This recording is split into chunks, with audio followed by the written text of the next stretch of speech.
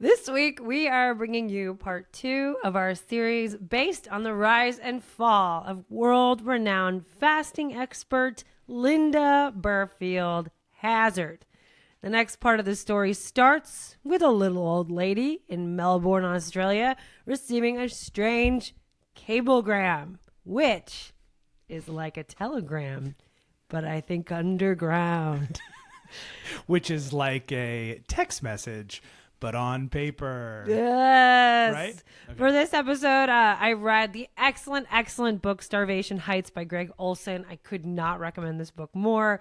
Go check it out because it's freaking great, man. Yeah, and this is part 2 of a 3-part series. I believe it's gonna be 3 parts. And so far, people are into this one. Which I was like, this is a good story. And people are like, oh, I love this one. I remember boom, boom, boom, whatever. Is like, so if you haven't listened to part 1, go back and listen to it because this is a crowd favorite. This was not technically a recommendation, but it turns out a lot of people were fiending for it. They were fiending for it. Dr. Hazard. You got anything else, Nikki? Yes, but I can't remember what they are because I did not prepare for this moment in my life. So we do have some Patreon people to thank, and it's going to have to happen next episode. So we love you guys. Thanks for signing up for our Patreon. You guys keep us afloat. Yeah, you really do. Thanks. So remember, this is a true story involving murder, violence, drugs, adult themes, etc. So if any listeners are like Nick here and don't like hearing about those types of things, go listen to a different podcast. Plus, we joke and we curse, but you should already know that by now because if you're listening to part 2, you should have already listened to part 1. So go do that before you turn us off. Well, I will say you're about to get a really great unprepared recap from old Nick Casalini here. So. There's so many good things in store for our listeners today. So don't be too sad. All right, Nikki, are you ready to hear this story? No. Okay, let's get started.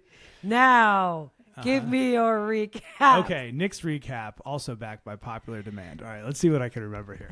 So far, there are these 2 rich sisters who inherited a lot of money and land and were in charge of their own finances. They're kind of like Selma and Patty from The Simpsons, but instead of being cigarette-smoking cynics who hate everything, they're kind of like health-focused fanatics who seem to be kind of chill and happy for the most part. Oh, yeah. Yeah, but they're really into health fads. Now, keep in mind, this is not 2025 in Los Angeles, California, people. This is 19-something before 1910. I don't remember the years. Muriel's going to have to fill us in on that one. And they're like... 1911. They're up and down the West Coast. They're in British Columbia, Canada. They're everywhere. Okay, so they get really tricked by this fasting expert Dr. Linda Hazard, who married some... I remember him being a hot dude from the military who like ditched his post and banged a bunch of girls and then ended up with Dr. Hazard. They seem to be in it together.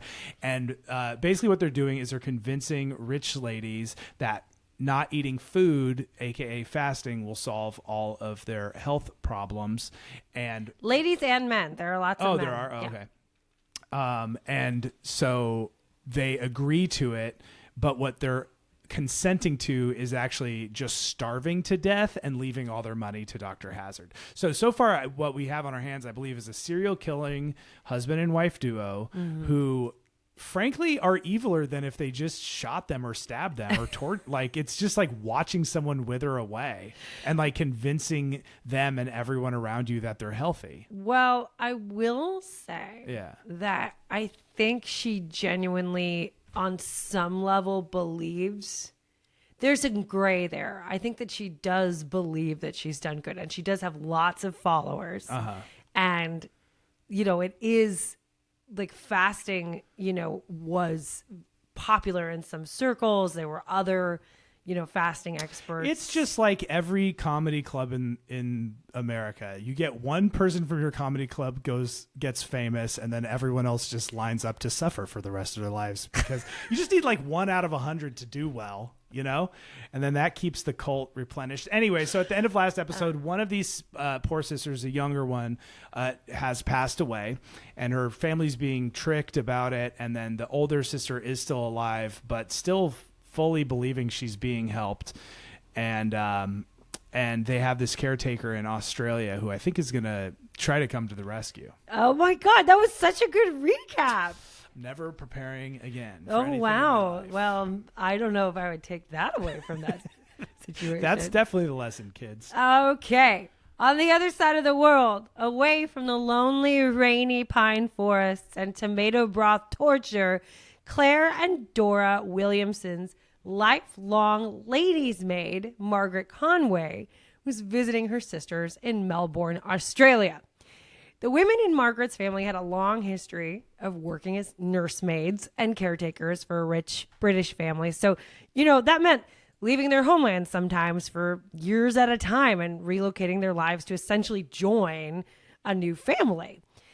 Margaret left to go work for the Williamsons when she was 20, and she stayed with the family for her entire life. Now, basically, Claire and Dora's parents had 4 children together. And their first daughter died early in life as a young kid. And then the Williamsons had Dora. Margaret came on board to care for Dora. And on the heels of Dora's birth, her other sister died of scarlet fever. So Margaret Conway cared for Dora, who was born sandwiched between 2 of her siblings' deaths.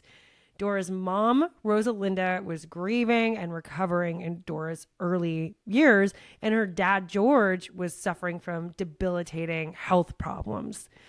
So Claire was born 4 years after Dora, and the Williamsons' string of terrible luck continued. After Claire was born, their father, George, died. And then, when Claire and Dora were teenagers, their mother, Rosalita died, leaving the girls orphans. Mm-hmm. So Margaret Conway was like the constant in their lives. She had taken care of them since birth and stayed on with them as they became young women. And as the women grew older, none of them ever married. Margaret stayed with the girls, never started her own biological family.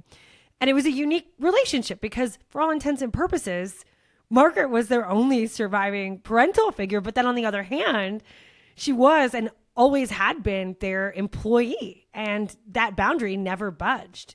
She was like a servant / mother, someone always on the outside of their extravagant wealth, sort of poking them along in life. Sounds like a Downton Abbey situation. Oh, totally. Totally. So by 1911... New Downton Abbey movie coming out, by the way. Which we are so excited about. Sorry to interrupt, but wow. If you haven't seen them and you want to go see them live, they're so fun to see in the theater because people just clap and scream. I mean, it's like such insider baseball, but people I love it. It makes you feel like, oh, I'm not crazy. Right? Yeah. Okay. So by 1911, Margaret was in her late 50s, grandmotherly, small and chubby with pretty eyes and gray hair. And I think before this family reunion in Melbourne, she'd only been separated for a significant time from the girls like once or twice. They were normally a permanent trio. Dora and Claire planned to spend 6 months visiting family, checking in on their properties, and exploring Canada and the Pacific Northwest starting in 1910. The girls had been sending Margaret regular letters, fun and chatty, all about their travels. At the end of the trip, Claire planned to sail back to England to take some courses in early childhood education, just for funsies. She did not need a job. And Dora planned to join Margaret Conway in Melbourne. But then there was this unexpected change of plans. Margaret got a slightly concerning letter from Claire in late 1910. So Claire wrote that Dora was sick and that they had decided to extend their trip and spend the winter in California where it was warmer for Dora's health. So they now intended to return in the spring of 1911, although the girls did not mention anything about Linda Hazard or Seattle or the miracle starvation cure. Mm-hmm. And now Dora's the older one. Yes. And Claire's the younger one. Okay. Yes. So by the spring of 1911, Margaret was super pumped for Dora's arrival to Melbourne. But on April 30th, Margaret got a cablegram that simply read, Come SS Marama, May 8th, first class, Claire. Now, at first, Margaret thought this was just a note saying that Dora was running late and that her actual arrival date was now May 8th. But the wording was so weird. Like, was Claire bragging that Dora was sailing first class? Like, they were millionaires. Of course, Dora was coming first class. So Margaret called up the SS Marama office just to double check. And they were like, no, dude, you got it backwards. The SS Marama isn't arriving in Sydney on May 8th. It's departing. And Margaret's gut dropped to her knees. She realized the cablegram Claire sent wasn't a friendly announcement of Dora's future visit. It was an SOS from Claire. She was telling Margaret they needed her. In the land of steamships and snail mail, where communication could sometimes take weeks, now something was critically wrong, right? They say that we're always just anxious because we're on our phones. Could you imagine getting something like that and then you just have to wait weeks to get a yes or no reply on your thing? Totally. Of course people were going crazy back then. Totally. And she didn't even really know where the girls were. She couldn't send a cablegram back. The only information she had at that point was the final destination of the ship, British Columbia. There wasn't any other option but to book a passage on this steamship, cram herself in the last remaining room in a third-class cabin, and spend 2 weeks at sea worrying her ass off. I like how the girl was like, oh yeah, first class. You just do that. You just go get yourself a first class ticket. I mean, she might have petty cash. I don't know. The steamship's first stop after leaving the port in Sydney was in Honolulu, Hawaii. That was the first chance Margaret had in 15 days to receive some sort of further communication from the girls. Honolulu was a breathtaking paradise, but Margaret waved off the palm trees and the white sand beaches and huffed it over to the mail agent's office. And there she received 2 pieces of communication. The first one, fantastic. Good, great. It was a cablegram from Seattle, Washington, dated 9 days after her departure from Sydney. And it read, Margaret Conway arriving, SS Marama, Honolulu.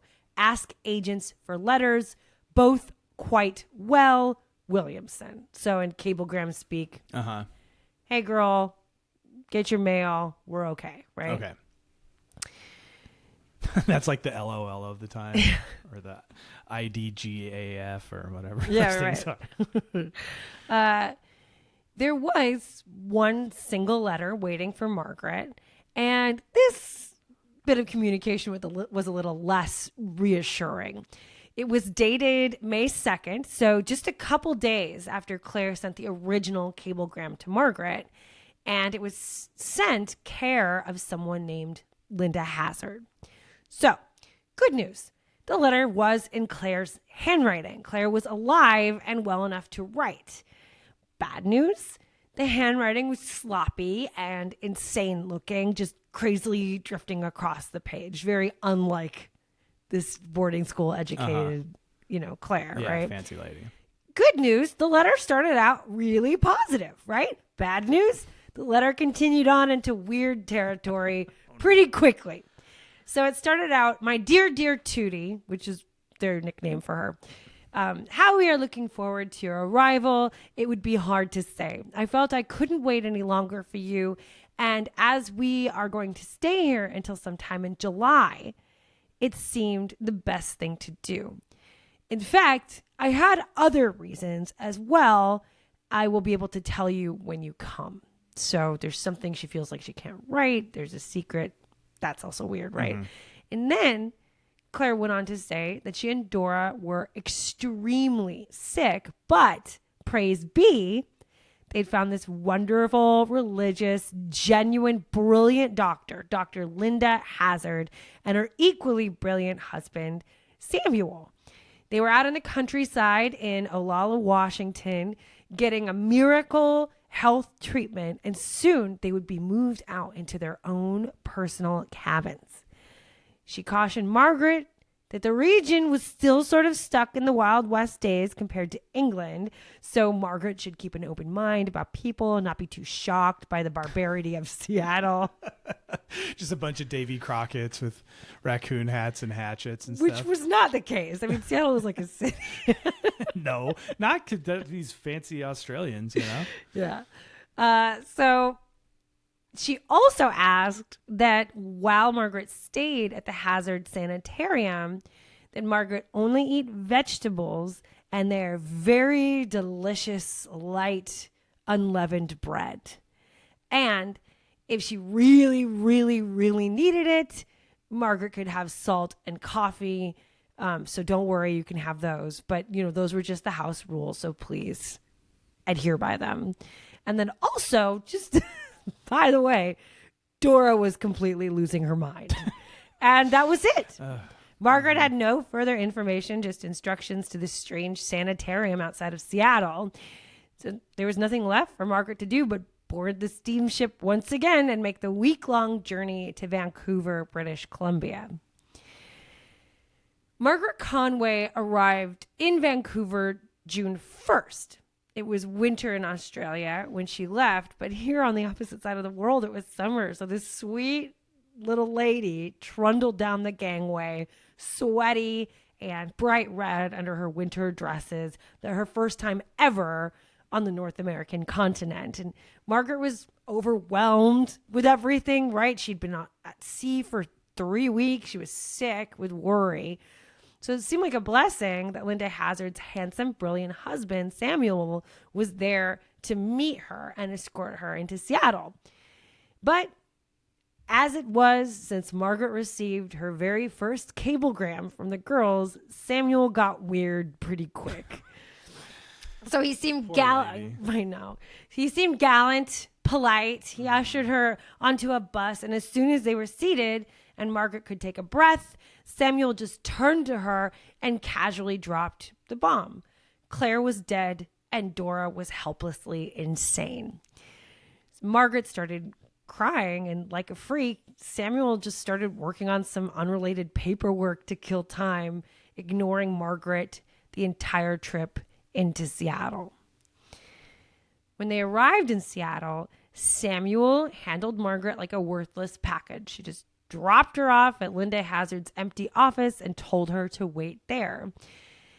And while sitting in front of Linda Hazard's huge desk, small, alone, in a foreign country after weeks at sea, in tears over losing one, if not both of her girls, she noticed something on the desk. A light blue leather-bound notebook. It was undisputably Claire's notebook. The doctor had apparently been using this notebook as her own. Mm-hmm. So probably this is when Margaret got a little serious. On the outside, she was a cinnamon bun grandma. She had spent her life keeping her rich, eccentric, sometimes overly trusting girls alive. And I think she could recognize red flags when she saw them. Her superpower was probably her soft-looking exterior. She was someone who could easily be underestimated. At any rate, she sat in the office until Dr. Linda Hazard finally showed up. And man, did Linda put on a show, right? She power tripped from the very beginning. She didn't shake Margaret's hand, didn't offer her condolences, just sat down and got straight to the point. By the time Claire and Dora got to her, they were so sick they were probably beyond any help. Claire's face was purple with disease. She was so desperate, she told Dr. Hazard she wanted a cure or she just wanted to lay down and die. Dr. Hazard said she did Claire's post-mortem exam herself. She said Claire's liver was so rock hard she couldn't even cut into it with a knife, that her intestines were about as thin as noodles, and the blood in one of the chambers of her heart was so dried out, the blood in them was just dust. And I mean, I'm no doctor, but this seems pretty over the top, right? Yeah, her intestines were just like top ramen, you know, like dry, not even before you get them wet, you know. It was basically just, she was basically a pack of top ramen, and her, like the little seasoning was like what her heart was. Dust blood? Girl, what? I don't even know what disease that Sriracha flavored could possibly dust blood. be. Anyway, Yeah. then comes the next terrible bit. You see, in England and Australia back then, and maybe still today, I don't know, right? When you died and you were buried in just a couple days, and there was no embalming, no draining the body of its liquids, then pumping it with chemicals and like painting it and putting a wig on it, stuffing the cheeks with gauze, putting on fake eyelids, right? You die, you're dead, you get buried. In a box if you're lucky. And I don't have an opinion personally about embalming either way, but I can see why someone who wasn't familiar with the process would think it was a bizarre and revolting ritual. And suffice it to say, Margaret Conway was not familiar with the practice and was horrified when Dr. Hazard bragged that she'd embalmed and prepared Claire's body herself, and then invited Margaret down to the Butterworth and Sons funeral parlor to check it out. By now, Claire had been dead like 2 weeks. Yeah. Also, apparently, remember, she already had her funeral with her uncle John Herbert present about 7 days prior. Yeah. So I don't know why they still had the body. Yeah, it wasn't buried yet. No, well, and actually, And the uncle hasn't been in contact with Tootie at all. no. And do they? It sounds to me like the doctor and her husband want this woman there. Well, we'll kind of address this at some point. Before she died, Claire did send a cablegram to her asking her to come. Yeah. And it's possible that she did it behind the Hazard's back. Yeah, once they found out about it, they're like, well, we have to just like go with it. Right. as She opposed could to, have trying to like block now it they're or seeing something. like the letters and they're like, okay, Yeah. now we know she's coming and Sure. whatever. Right. So there is this sort of, there's a fog of war in this story that's kind of hard to understand. Actually, let's just do a quick timeline to catch everyone up. Okay. So this might help contextualize it, but you know, it's hard to know who wrote what and under duress and what was going on. So anyway, Claire wrote her final letter to Margaret Conway on May 2nd and sent her final cablegram on May 17th, right? Claire died on May 19th. So that cablegram that she sent only 2 days before she died. The one that said, we're all good, everything's fine, right? The one she got in Hawaii. Yeah. Now, Claire's uncle Herbert was alerted of Claire's death on May 22nd, 3 days later. Claire's funeral was held May 23rd, the same day Margaret Conway arrived in Hawaii and got word the girls were alive and well in Seattle. Then June 1st, Margaret Conway sat in the Butterworth and Sons funeral parlor as Linda Hazard confidently rolled out a body that looked nothing like Claire. But she was wearing one of Claire's dresses. And Linda announced Claire had also changed her final wishes. Instead of being buried in England or Australia like she had said she wanted to be before, in her final hours, Claire asked Linda Hazard to cremate her body and spread her ashes at the sanitarium at Olalla. Now, to Margaret's credit, embalming and preparing a body was so foreign to her that part of her thought the reason why Claire's body had the wrong color hair and a strange face and different shaped hands might have been due to the embalming process. But man, it really didn't look like Claire. Then, that very same day, with all this new information, after viewing the body, Margaret Conway was plopped on a boat and sent on a 4-hour journey to Olalla to see Dora. The boat docked near a sheer cliffside, and Margaret was transported up on a wagon over switchback dirt roads. At the top of the hill, they passed under huge old-growth Douglas firs, and it was getting close to twilight and much darker under the tree canopy. And as they approached the 40 acres surrounding the sanitarium, there was smoke everywhere from slash and burn style clearing, leaving these massive stumps like as about as big as a semi-truck trailer, and nothing around. No neighbors, just a roughly built house on the top of a winding road, literally a witch's castle or something. Actually, And when they finally arrived, it was dusk. Linda Hazard all but ordered Margaret to visit Dora, complaining that Dora had been waiting for her all day. yeah, like it's her fault. Right.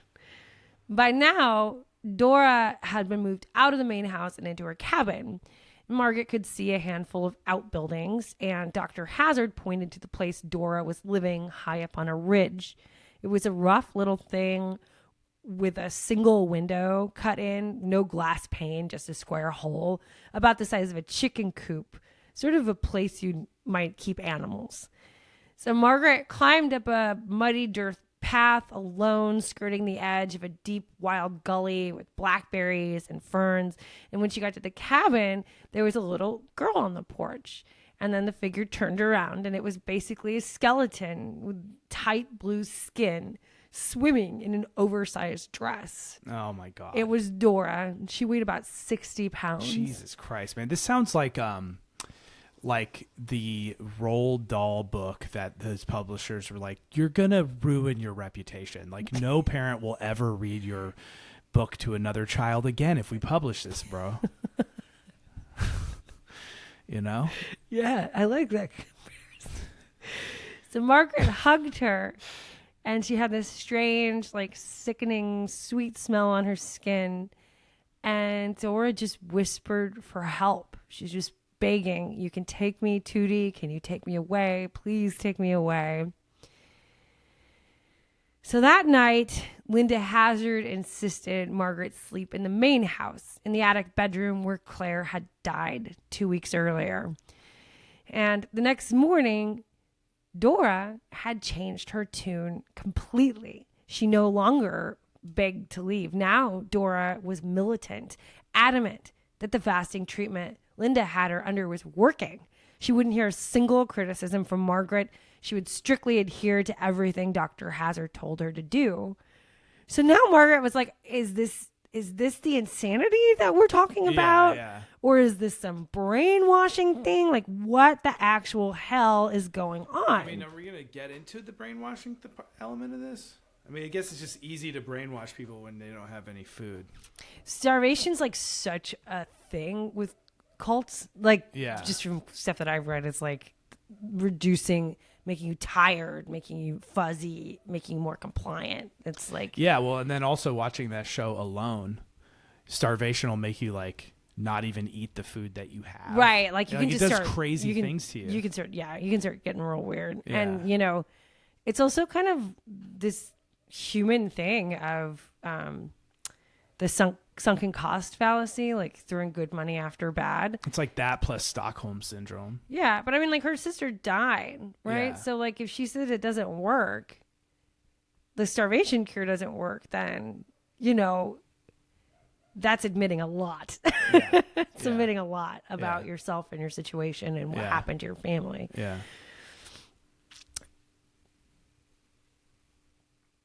Anyway, so she's like, is this brainwashing? Is she crazy? And really, Margaret was just, you know, powerless at this point. Margaret wasn't formally educated.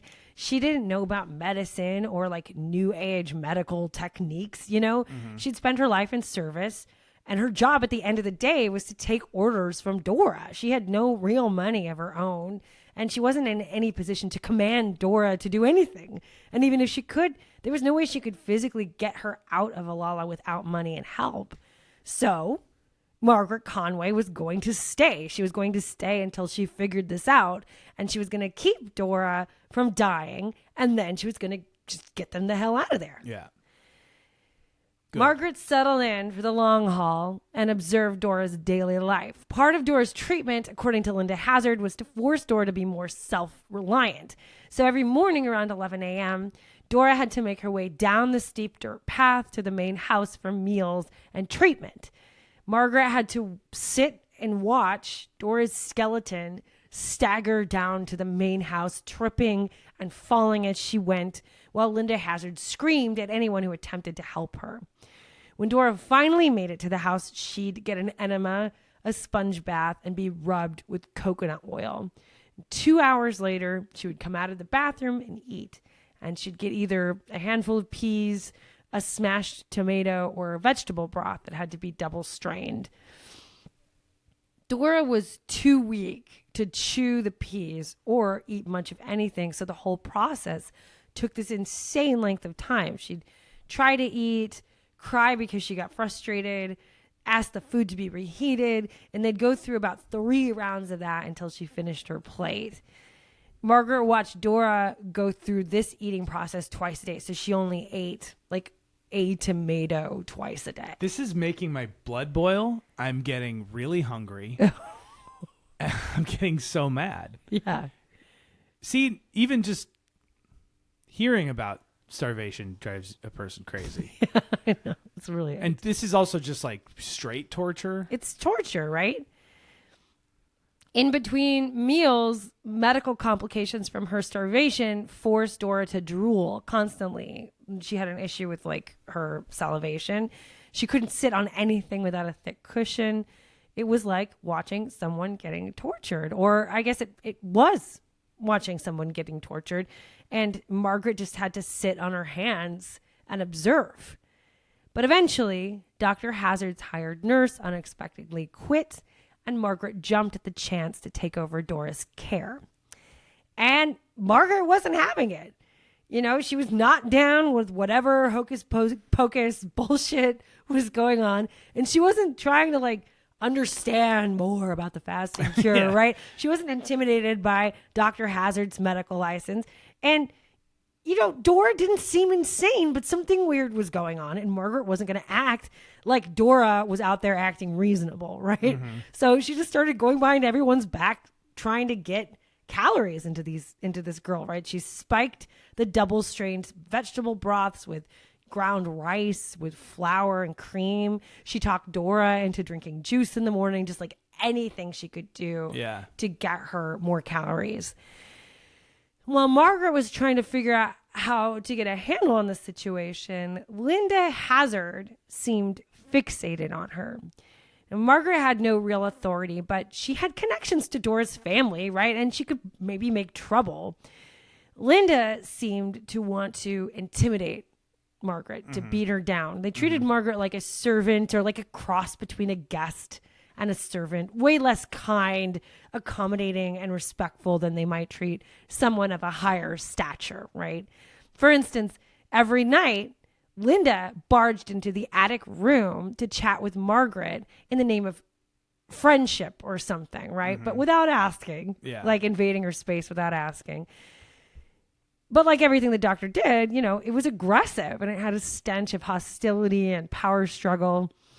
Margaret played it cool as ice, though. She smiled, demurred, sweet as pie grandma, just letting conflict slide off her back like a big old stick of butter, right? Biding her time. Yes. By now, Margaret knew Dora wasn't at all insane. And a week into her stay at Alala, Margaret started poking the bear. She wanted to know how much Dora knew about the night Claire died. And Dora was ready to tell her story. She said in the weeks leading up to Claire's death, they barely saw each other, but she knew Claire was going to die about a week before it happened. And then the day before Claire died, they finally allowed the girls to see each other, because remember, they had been kept separate. Claire wanted to talk with Dora alone.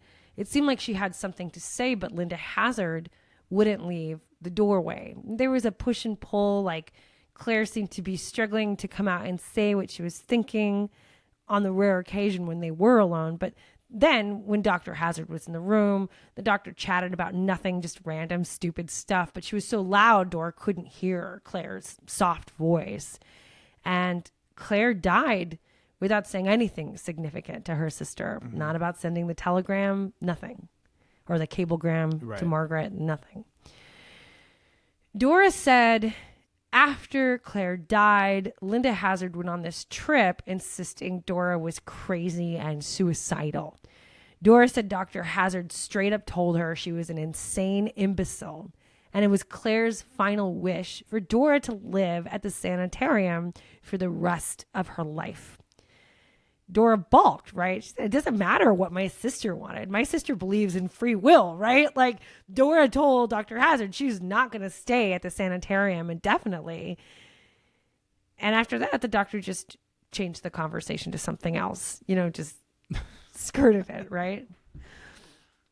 Eventually, Margaret Conway moved out of the main house and into the little cabin with Dora. And by then, Linda Hazard and her staff had taken most of the girls' things, including the posh linens and blankets that the girls had packed for the trip across chilly Canada. So the windowless cabin was cold at night. Dora just had a single wool blanket, so Margaret piled her blanket on top of Dora to keep her from shivering. And by then, very slowly, cracks began to appear in Dora's allegiance to the doctor. Dora was ready to tell another story about how Linda Hazard had raided Claire's traveling trunks the day after she died. And she pulled out all of Claire's expensive gowns and furs and jewels and did a fashion show for Dora, wearing Dora's dead sister's clothes. And Margaret had noticed it too. He is evil. I know. Damn. And Margaret, Dr. Hazard, indeed.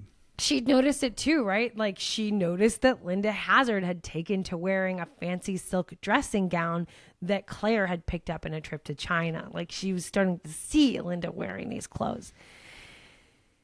And Margaret was collecting information on her own. The most ominous so far was a document she'd randomly found on a bookshelf, something that Dora herself didn't recognize. And this was a document signed, stated that on May 27th, Dora had signed over power of attorney to Samuel Hazard. Now, Dora told Margaret, at some point Sam had told her she was too sick to write checks herself. So, he had her sign something so he could help her manage her business now that Claire was dead. But she said, I don't remember ever giving him power of attorney, right? So the wind howled outside. There was no phone in Olalla. Linda Hazard's staff was always watching them. Dora was way too weak to make a run for it. And the women were starting to put together just how bad the situation was. And then Linda Hazard started locking the mailbox. She announced that there had been mail theft in Olalla, and by decree of the postmaster, all mailboxes had to be locked. So there wasn't any phone. They're stuck on a 40 acres way up in the woods, and now their only link to the outside world was completely controlled by the doctor. Now Margaret had to hand over any outgoing mail to Linda Hazard herself the night before the mail was posted, and all incoming mail for Margaret and Dora stopped entirely. For weeks, they had been writing letters to Dora's financial institutions, but hadn't heard back, and they knew Linda was stealing their mail. Yeah. One day, by chance, Margaret ran into the postmaster as he's dropping off letters, and there were 2 letters for Dora. And Margaret asked about the order to lock all the mailboxes in Olalla, and of course, there was no order. The postmaster had no idea what Margaret was talking about.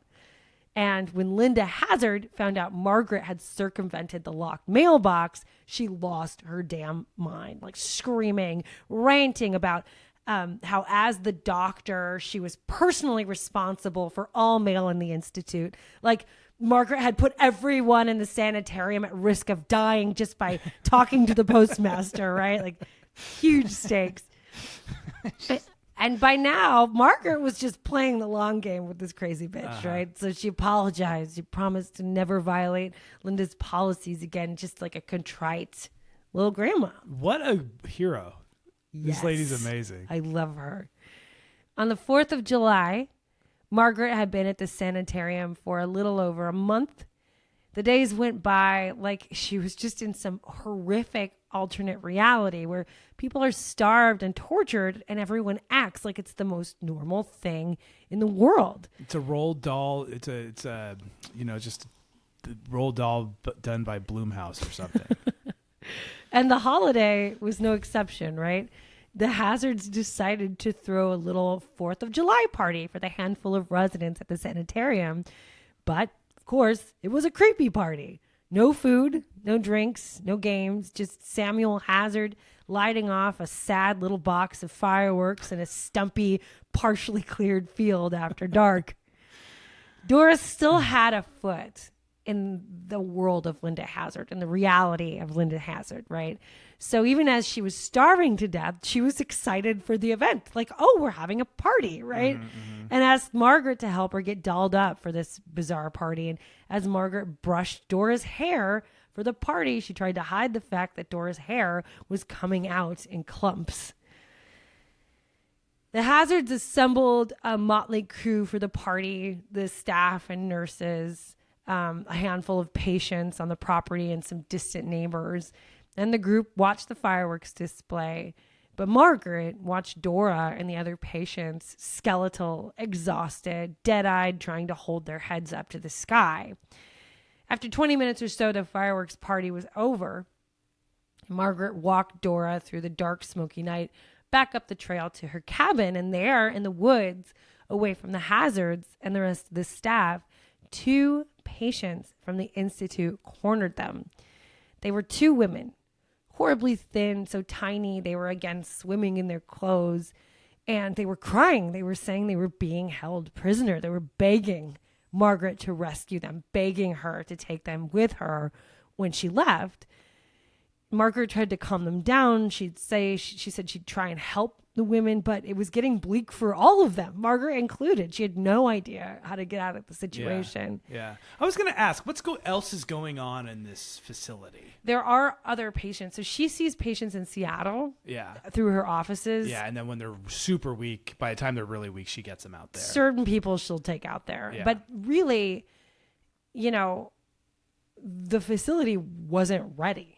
I mean, it was like... It's not a facility. Well, no, but they had intended to do landscaping and clear the 40 acres and build luxury cabins and do all this stuff. But I mean, like, it wasn't ready to receive. It wasn't done, you know. It was just like half under construction. Okay, and then the nurses and everything I want to know how complicit they are in this.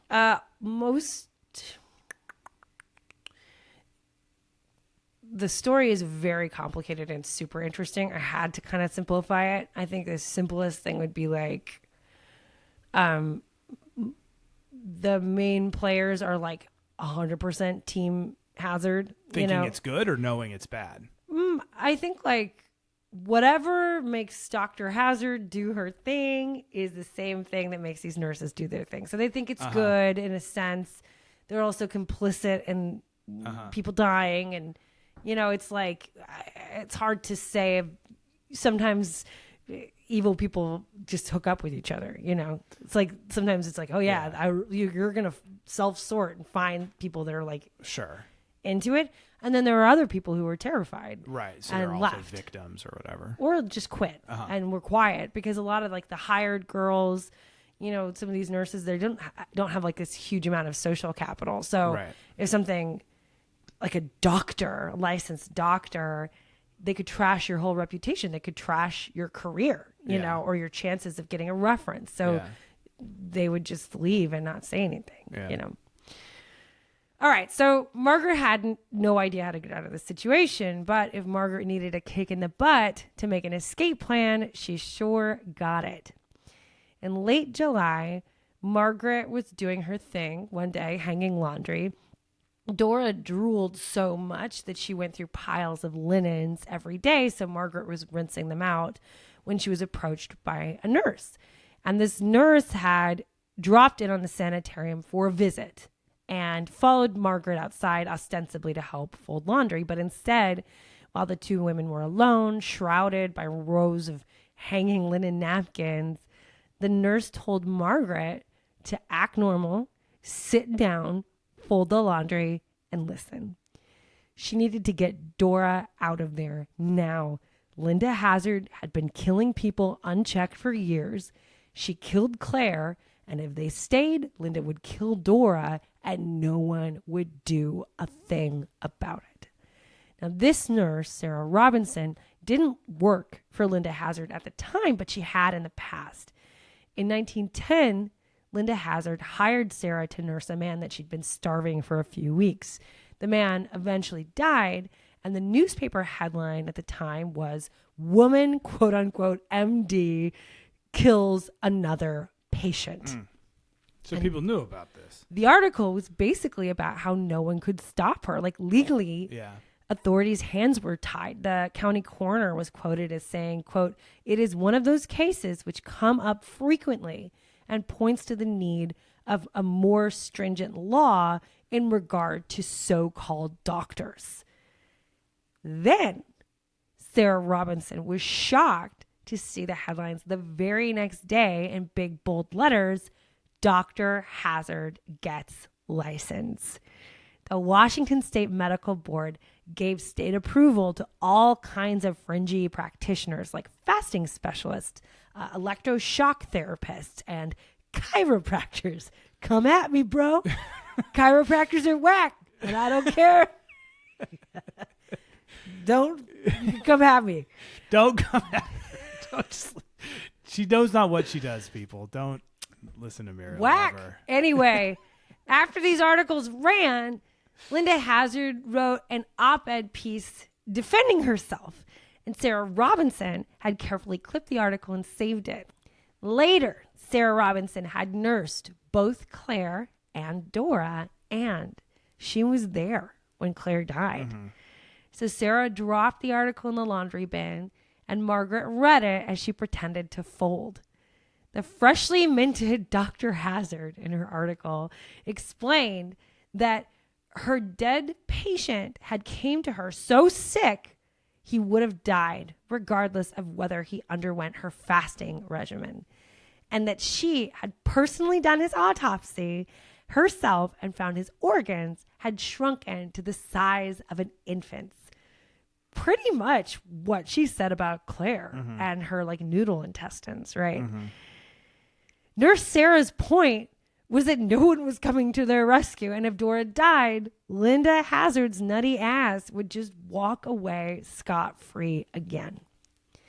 So the time for planning was over, and maybe Margaret's greatest strength wasn't espionage, okay? Maybe it was just laying down the law like a hard-ass nanny. Little cinnamon bun Margaret packed a trunk for Dora, marched down to the main house, and announced they were leaving. Predictably, Dr. Linda Hazard lost her mind. She exploded, screaming, refused to let them leave, and pulled out the ace up her sleeve. Linda had gone through Kitsap County's authorities and officially had Dora declared incompetent, and she had the paperwork to back it up.